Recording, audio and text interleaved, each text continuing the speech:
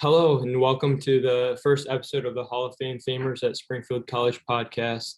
Today, Harper Neven and I, Lucas Van Deventer, will sit down to talk with the baseball and basketball multi-sport athlete Hall of Famer, Hassan Robinson.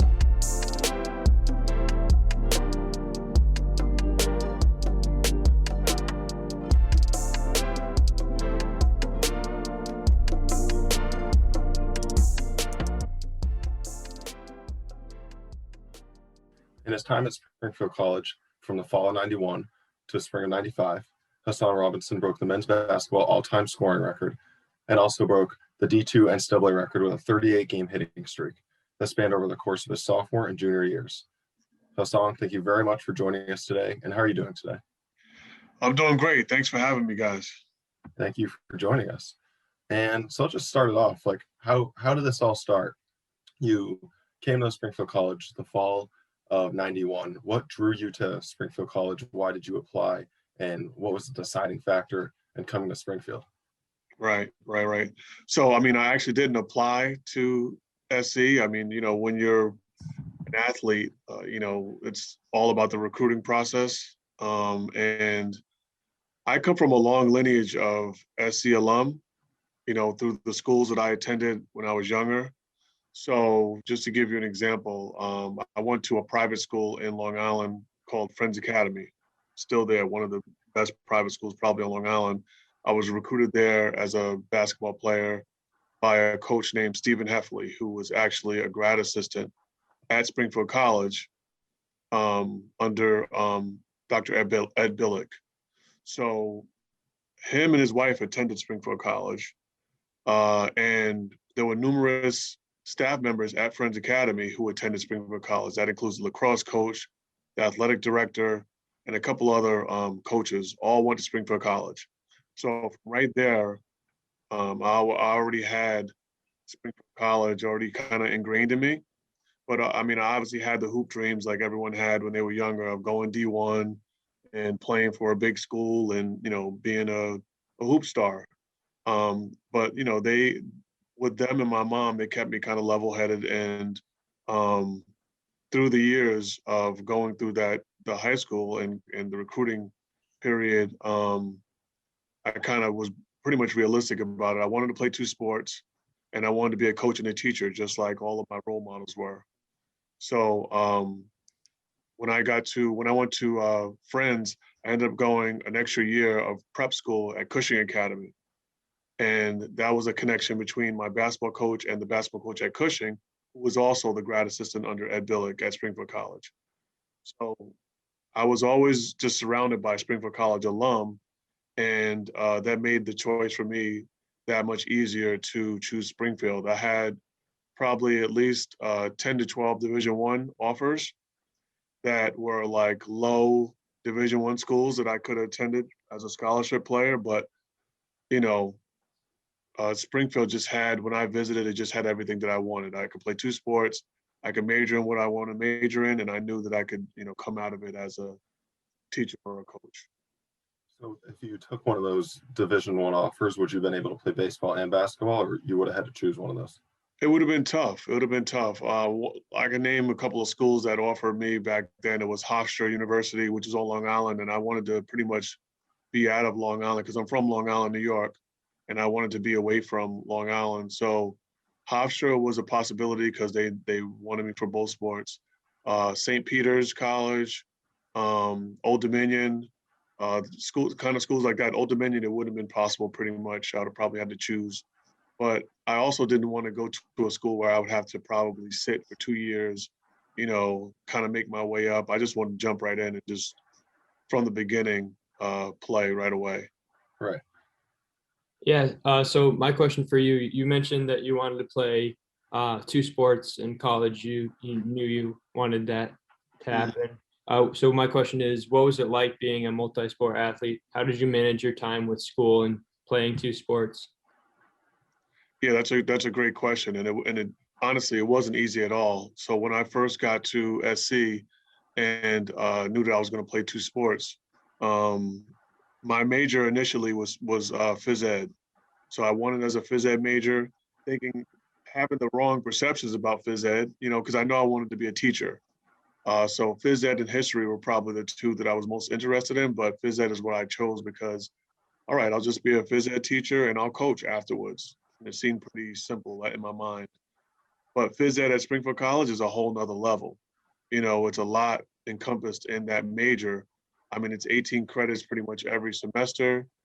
And there's a lot of skills classes involved, a lot of things that were involved that it was kind of like over my head at that time. So, I ended up switching to a history major, which wasn't that much easier, but it was more manageable for me to handle back then.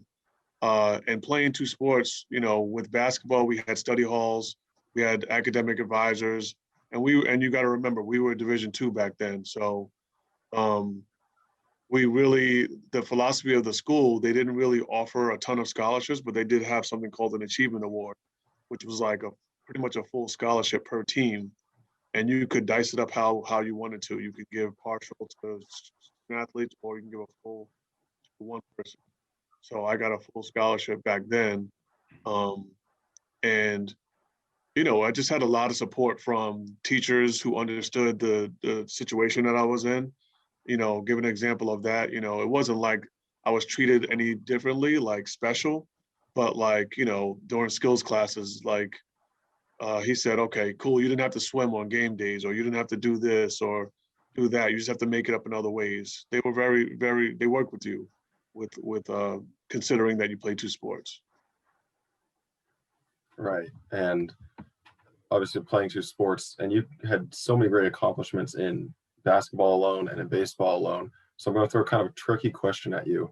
Yeah. What was, out of these two, both incredible feats of consistency and skill, what's a greater accomplishment in your eyes, the 38-game hitting streak or being the all-time leading scorer at Springfield when you were here, breaking that 2,000 point mark and being the first ever to eclipse that mark? I would say that scoring 2,000 points at SC and becoming the all-time leading scorer there was probably a greater accomplishment.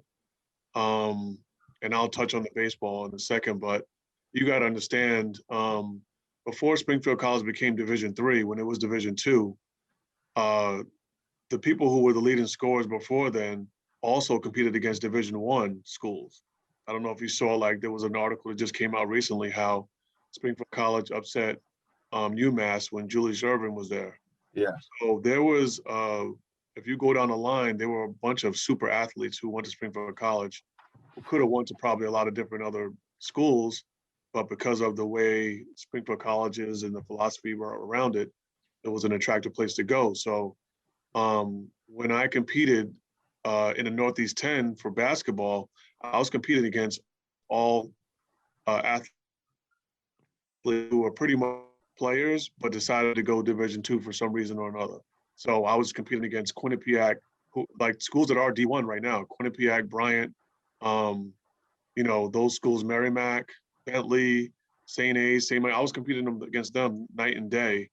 And it was a battle from my freshman year to my senior year of night in and night out playing against them. So that was tough. And to score 2,000 points in that league was a difficult feat. And the people that were before me, like Ramses Kelly, and a lot of those other players were great athletes and great scorers. So I think that was a bigger feat.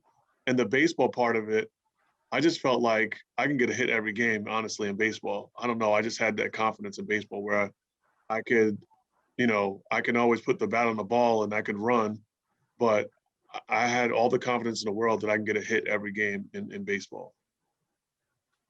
Was there ever a point during your hitting streak where it was ninth inning, you didn't have a hit and you got one, or was it usually you got a hit early on in the game? I think I remember getting a hit early on in the games, a lot of the games. Like, I was an aggressive hitter, and you can ask if Coach Roy's if you ever had a chance to interview Coach Roy, he was my coach back then. He always used to tell me I never had a pitch that I didn't like to hit. So I was like a free swinger, and I would swing at a lot of pitches. But I got a lot of hits early on. I don't remember ever pressing to like, oh, I got to get a hit. It's the 7th or 9th inning, and I got to get a hit. I just remember the last game when it ended. early on, I got, actually, no, it was my last at bat and I hit one and the guy made a really good play in the hole and threw it to first. And everyone said that I beat it. And the umpire called me out. And even to this day, because I was a coach at Long Meadow High. I was a varsity basketball coach at Long Meadow High for 5 or 6 years. And this same umpire was a referee, and he would always tell me that he made a bad call, he messed up that call. So that would have extended my streak. But that's always a story that I always like to tell people. Yeah, that's very interesting, actually. Yeah, so I'm sure like when you were trying to break these accomplishments or records, you probably were having some types of emotions during this. So my question is, what emotions did you have when you became the all-time leading scorer in Springfield College men's basketball history? Um, Honestly, I wasn't thinking about it that much because I think I broke the record, before the end of the season. I just eclipsed 2,000 my last game. So it wasn't really on my mind because it was my senior year. And I remember our last game being very emotional because it was like a long trek of us turning the program around. And, my teammates and Coach Doolin, who was my coach back then, he really changed the program from what it was to what it had become. And, I didn't realize that I had broken over 2,000 until that last game. We lost in the NE10 tournament to, I believe it was AIC. That was my last game up in St. A's. But I was excited. I was happy, but it wasn't really, I was thinking about it at all of that time. I was just thinking about trying to win the Northeast 10 back then. It wasn't like, okay, I'm closer to breaking the record, And like I said, it happened. I broke it earlier on in the season. So that was out of the way. And then I wasn't thinking about, I got to get 2,000 points. That wasn't ever a thought in my mind. Yeah, It wasn't really a bittersweet thing where you had 33, 9, and 6 in your final college game, but it was also your final college game and it was the end of your season. So Right. it wasn't like it was just all sadness mostly.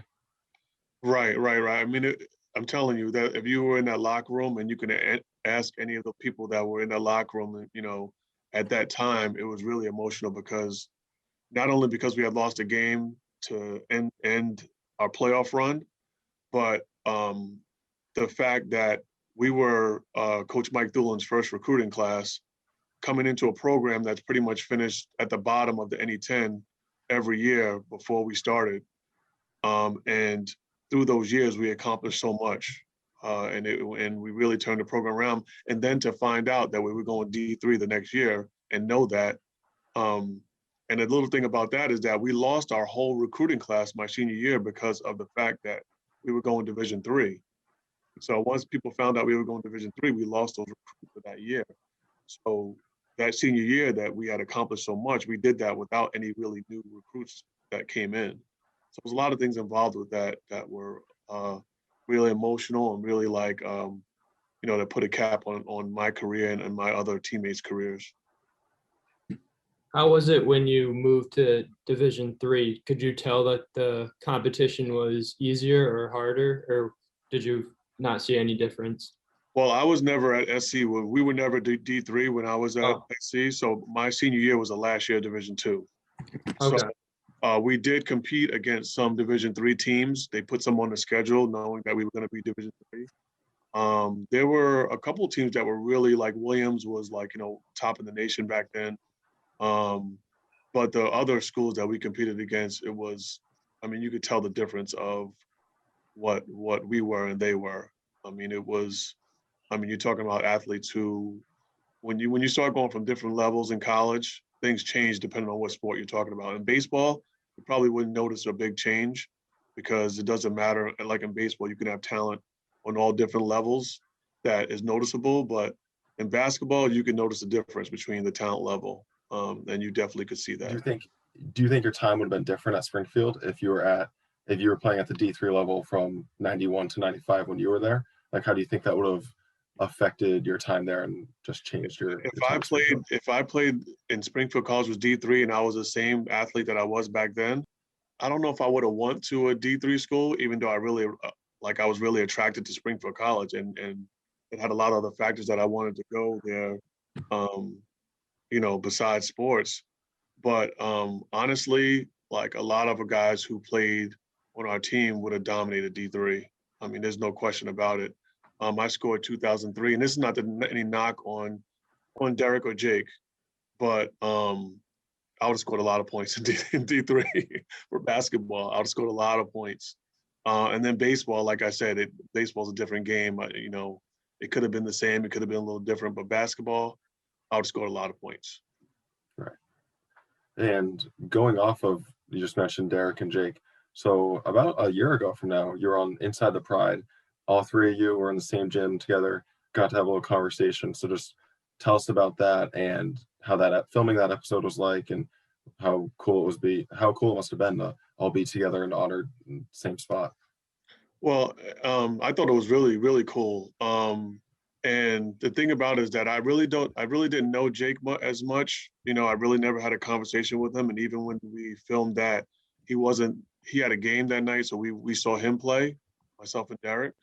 But Derek, I actually coached again. Like I was a coach and he was a player. When he was at Cathedral, I was a coach at Longmeadow High. So I've known of Derek since those days. So, but it was cool to just, talk about the whole experience. We've actually had, and I think it's obvious that we've had different experiences. They both played under Charlie Brock, Coach Brock, who's there now, and I played under Mike Doolin. And they played, with Division III, and I played Division II. So we had different experiences, but I think the whole essence of it, how it all came together, the three of us in this, in the eras that we were all in, was definitely great to talk about and to, chat about some of the experiences that we went through as we embarked on, breaking the record and, how our teams were, how our records were, how we competed against other teams in the area. All those things are definitely good experiences. So on the baseball side, how did you find out that you got drafted by the Houston Astros in the MLB Draft? Where were you? What was your reaction? Was it expected or not expected? Yeah, so my freshman year, and the baseball story is totally different than the basketball story. The basketball story is I was recruited highly for recruit. I went right in. I started right away. Played so much. Baseball. It was they knew about me, but it wasn't like okay, he's a top recruit. It wasn't like I was a sole baseball player.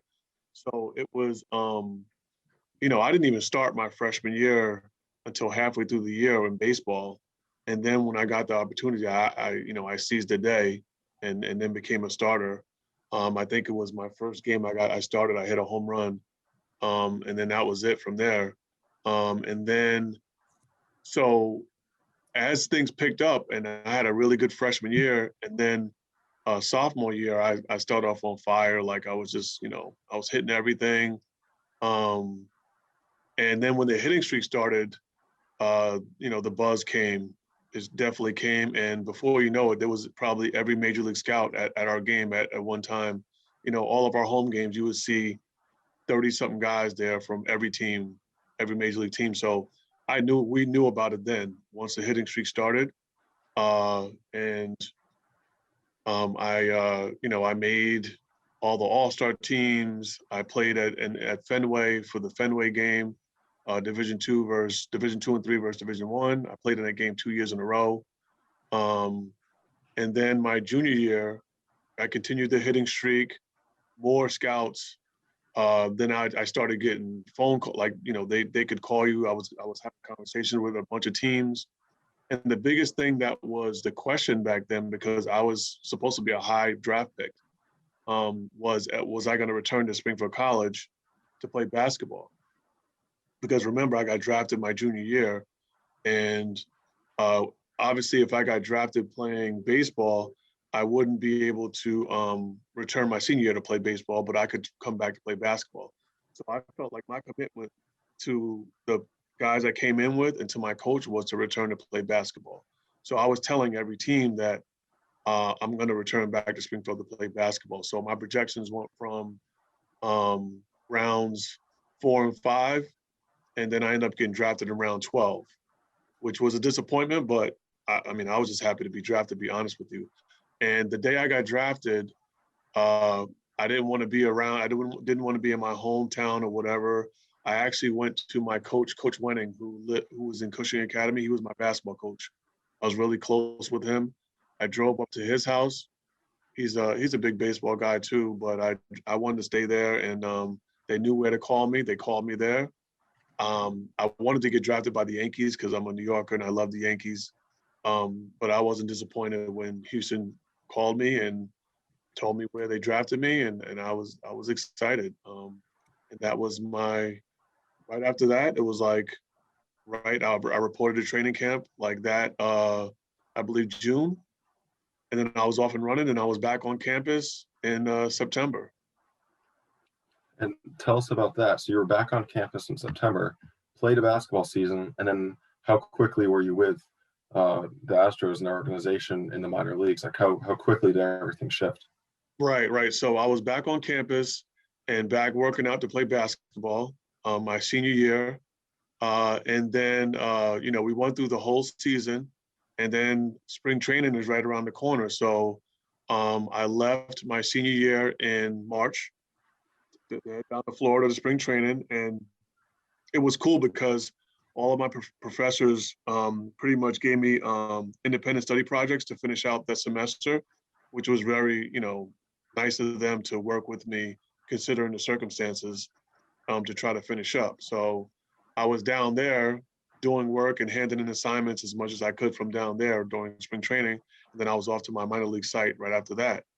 And to make things even more interesting, after my senior year, I went, like I said, down to spring training, played my season of minor league ball, and then came back, and then I was signed as a free agent by the Connecticut Pride of the CBA, which would be known as the G League right now, to play basketball. So Right. once again, I was playing basketball again for the Connecticut Pride for a couple months. So I never could shake the basketball bug, but after playing with them for a little while, then I was back to spring training again. So, it was a crazy couple of years during that time. Yeah. And can you reflect a little bit on your time in the minor leagues and both basketball and baseball, and just your enjoyment from that, what you gained from that, and if you had to do it all over again, would you have played basketball your senior year, or would you have opted out and gone in the 4th or 5th round and maybe things shake out a different way? Maybe you get drafted by the Yankees or something. Right. So do you have Right. any regrets? So I honestly don't have any regrets about coming back to basketball because my senior year, because I'm a type of guy who's, I'm very committed to what I stand for. My bond with Coach Doolin was very tight. He was like a father figure to me at Springfield. He brought me in. He supported me. He kind of molded me from, being a young kid, immature, to like a man, to when I finished. And I felt like I was obligated to finish what we started, myself and my 3 other classmates who were my teammates in my recruiting class. It was myself, Mike Reisner, Justin Warnes, and Kenny Freeman. We kind of started it all together. And I felt like I was obligated to go back my senior year to finish up basketball, which I will never regret that. But there's one thing as soon as I ended that my senior year, I probably should have cold turkey basketball altogether and just focused on baseball. And people always ask me that question: what if you just played baseball the whole time? Would you made it? What if you just concentrated instead of playing 2 sports, just focused on 1 sport? And I always tell them, and they always ask me what was my number 1 love, basketball, baseball. And I couldn't really even tell them an answer because when it was that season, I loved it. I loved that sport, really. And I also played football, and I had to give up football to play basketball and baseball. Although I played quarterback in high school and prep school, and I gave that up because I knew that was the least of the 3. So I think that playing after basketball was done my senior year, if I just focused mainly on baseball and not went back at all, time and time again to basketball, I think I could have go on further, although my injury is what really ended my career. Which sport did you first start learning? When I was younger, Yeah. I can honestly answer that because when I was young, I remember playing basketball. Whether it was we used to play basketball down at the boys club. The boys club which raised me. I always say that I spent a lot of time down there playing. I played CYO basketball. I grew up in the projects where we used to even play. We used the clotheslines as a hoop.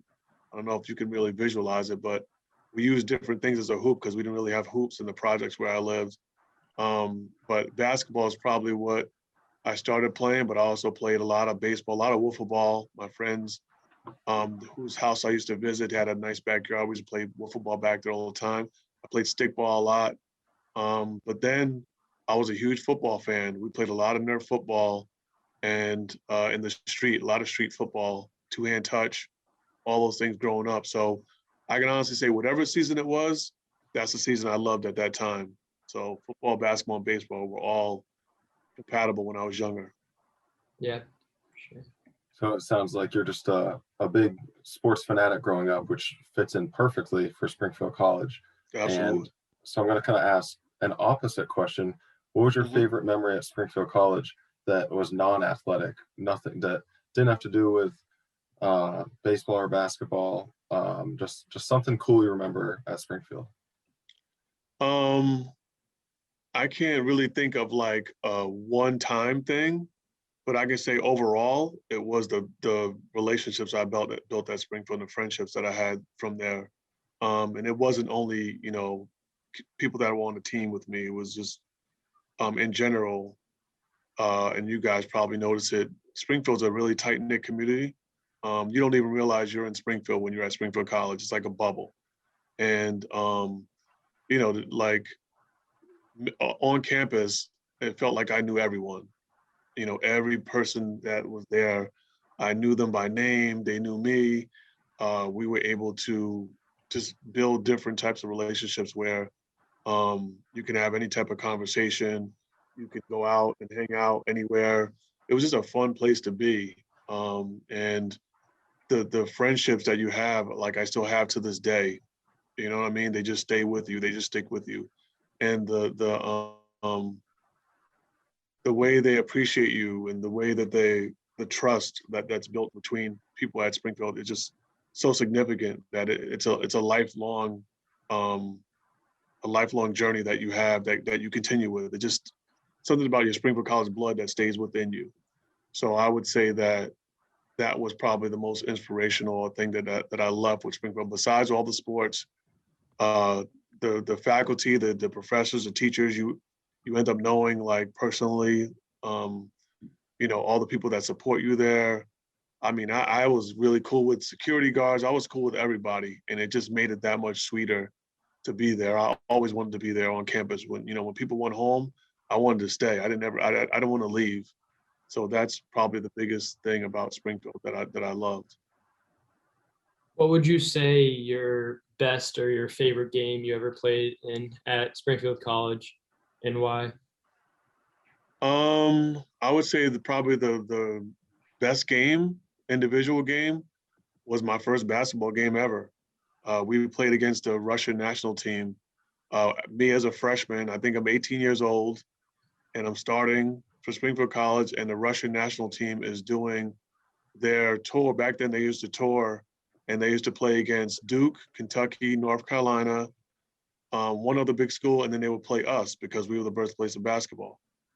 So, I mean, this wasn't a usual thing, but this is a one-time thing that happened at Springfield College, and it happened to be my freshman year. So there's a lot of archives about this, but I think this is the most probably packed Blake Arena's ever been because you couldn't fit anybody. I mean, I know they have those national basketball games there now where they have, a lot of people there, whatever, but the whole track was filled. There was no spaces there. And I think they probably could have gotten in trouble for a fire violation back then. But the Russian national team, we we played them freshman year, and it was my coming out party. We were down by 2 points, and the clock was running down, and I got a pass, and I on the baseline, I got fouled with no time on the clock, and I had to make 2 free throws and send it to overtime against this team. And I made both free throws. We went to overtime. We lost the game, but it was just like such an overwhelming experience that you'll never forget, because you almost felt like, this was like such the biggest game of your life. And you're playing against guys who, these were Russian professional players who you're playing against.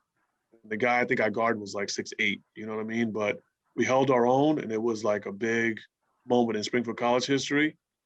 And it meant a lot to me. And I think it kind of proved that our freshman class was going to change everything that happened at Springfield College.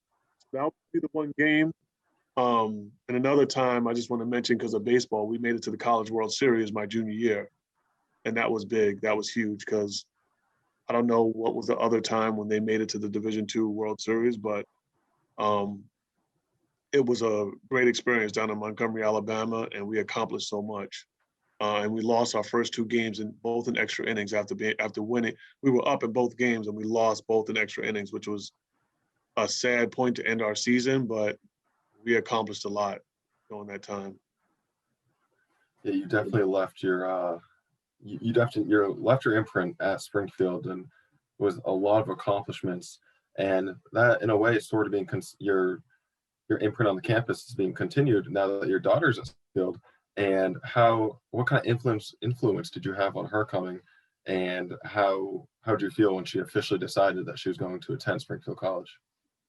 Yeah, so my look on my kids, because I have 3 kids. I have a freshman who's in high school, I have a junior who's in high school, and then I have Naya, who's a freshman at SC, is I never wanted to pressure them to do anything athletic, like, athletic wise, just because myself and my wife, who played softball at URI, we were both athletes. And the biggest thing you don't want to do, that I used to always, was one of my, that irritated me, was parents that press their kids a lot about sports and things. So, but they naturally went to sports. They drifted towards sports naturally.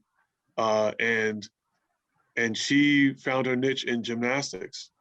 And she started getting really, really good. And initially, we would go to the home show every year. And I would bring her since she was a little girl, just when she started gymnastics. So she was really like, she couldn't believe the home show. I mean, and the home show, it's ramped up every year. It seemed to get better and better. I know COVID has kind of put a hex on the home show, but the home show is unbelievable. And when I was at Springfield, and even watching it with her, it's just gotten so incredible in the things that they do. But she was amazed by it as a little girl. And every year she'd be like, oh, I wish I was in a home show, But as she got better with her club, doing gymnastics, she was looking at a lot bigger schools. Like, we want to look at West Virginia, Maryland, Townsend, University of Pittsburgh. We went to Temple. We went to all those schools that were kind of looking at her for gymnastics. But she had a bad injury her junior year. She kind of tore ligaments in both of her ankles doing a double on floor. She kind of landed short. So she had surgery on her ankle, and she kind of missed the nationals that year of her junior year. And then her senior year, they didn't have nationals. So it kind of put her in a little corner with where she wanted to go. She could have possibly walked on to some of those schools, or Springfield, who really wanted her. And now here we go again to, like, what are you going to choose, and what are you going to feel more comfortable with? And then she really, she visited Springfield, and she really loved what she saw and experienced.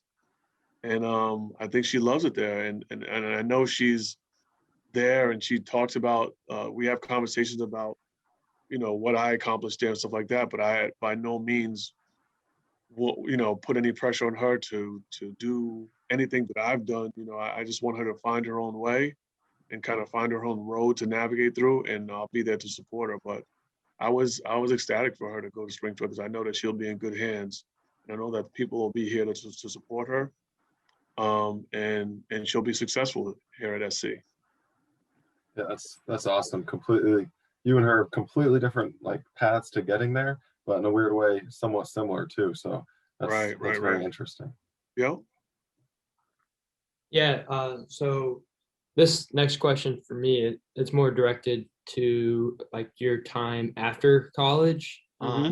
So how did Springfield College set you up for life after college, and for your classmates watching or listening to this? What have you been up to since you graduated from Springfield College? Yeah, so it doesn't seem that long ago, but honestly, Springfield College is like 30 years ago for me, since I was a freshman. It's like unbelievable that 30 years have passed by since I've left Springfield College. Well, actually 30 years, I was a freshman in 91. So, it's been a long time since I've been at Springfield, but, Springfield set me up. So like I said, I switched over to history, secondary ed for teaching. And right away after I retired from baseball, I got right into teaching. I taught at a special ed school in Springfield. And then I met my wife, who is from East Hartford, Connecticut. And I moved down to Connecticut. And I ended up going to grad school to get my master's in elementary ed from University of Hartford. And then I started teaching down in Connecticut at East Hartford Elementary School, at an elementary school in East Hartford. So I taught fourth grade for almost 9-10 years in East Hartford. And then I decided that, I wanted to be a principal or an administrator. So I went back to school and got my administration master's. They call it the 092 6-year from Central Connecticut. And I got into administration in Manchester, Connecticut. I became an assistant principal. And then now for the last, going to my fourth year now, I've been a principal at Highland Park Elementary School in Manchester.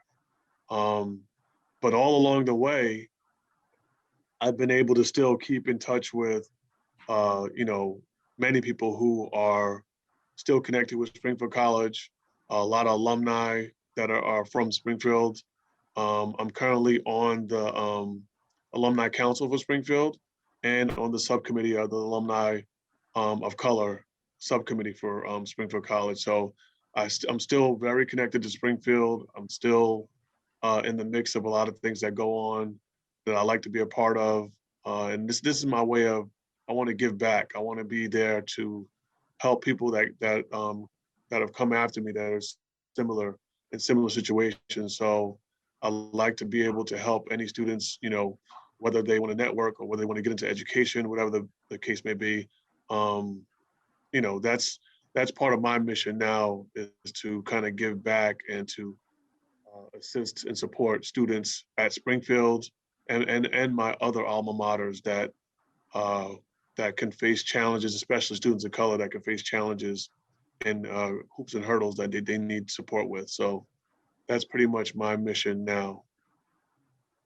That's awesome. That's very good to hear. And before we wrap this up, which you've had so many cool things and cool memories that you've shared, especially I really liked the one you said about the Russian national team. That's your first game playing at Springfield and you're playing against the Russian national team. That's incredible. It must have just been a crazy feeling. But if you have any closing thoughts, anything you want to mention or special shout out, the floor is yours. And anything that comes to mind, feel free. Yeah, definitely like to shout out my family, mom and dad. My mom, built the person who I am today. My dad also had a hand in that. And she supported me all throughout the way, and she guided me towards, the schools that I went to, because honestly, I could have ended up being another statistic like a lot of young Black males at that time were going through. So like to shout out to her. Definitely want to shout out my mentors and coaches who got me to SC and to where I belonged. And that would be, the Heffleys. My mom moved to Albany when I was a sophomore, and they took me in. So I lived with them for 2 years before going to to prep school and then Springfield College. So Steve and Lynn Heffley, they're like my second parents, and they have Springfield College blood in them. And then the Wennings up at Cushing Academy, who I got sent to, who I got handed off to after Friends Academy. So I'd like to shout them out.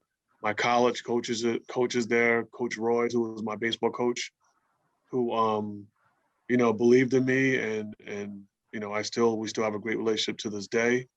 And my basketball coach, Coach Mike Doolin, who he was like another dad figure who believed in me so much. I got a lot of confidence from him. And he, to this day, he's my number one guy for anything like that. So I know he's the AD for Elms College right now. He was AD at Winnick, but he'll always be somebody that I really appreciate and cherish through that time. And then obviously my teammates, I had at that time. It's easy to play on one team and have like your group of guys that playing sports at Springfield, you have your little clique, your little group of guys that you hang out with, especially if you play sports. And there's no fraternities at Springfield, but you got back in the day, and I don't know if they have it still now, but you got the basketball house, the lacrosse house, the baseball house. We had all those things back then, and they were like fraternities. But imagine having two of those. So I mean, I had basketball and baseball, so I had a lot of different crews that I used to run with back then. But they were all supportive. They're all like friends for life. I'm so close with all of them still. Like we still get together all the time. I still talk to them all the time. I appreciate what we had. And our families get together. We go away together. So like I said, Springfield College is lifelong. And the staff and faculty, Mr. Wilson back then, who was in charge of the multicultural, office back then, he was a big inspiration. Because it's tough sometimes. There's not a lot of people of color on the campus, especially when I went there. So it's not easy sometimes to make those connections and to assimilate with students on campus. But he used to help bridge that gap. And there were other people who bridged that gap while I was on campus. And then, my daughter, I'm just appreciative of my daughter attending Springfield. I hope that her experiences, I know right now it's not easy because of COVID to get the real true experience of Springfield College, but I know that eventually she will, get that true experience of, doing all the fun things that you do there on campus, going around and just being active there. There's a lot more to do than just dorm life, which is just for you guys right now, which I know stinks. Well, I appreciate it, guys. Yeah. Again, thank you for taking the time. Well, this was awesome. Thanks for talking with us, Mr. Robinson. It was really a pleasure talking with you and learning what your time was like here, and it was really great. So thank you. Yeah, definitely. I appreciate you guys reaching out.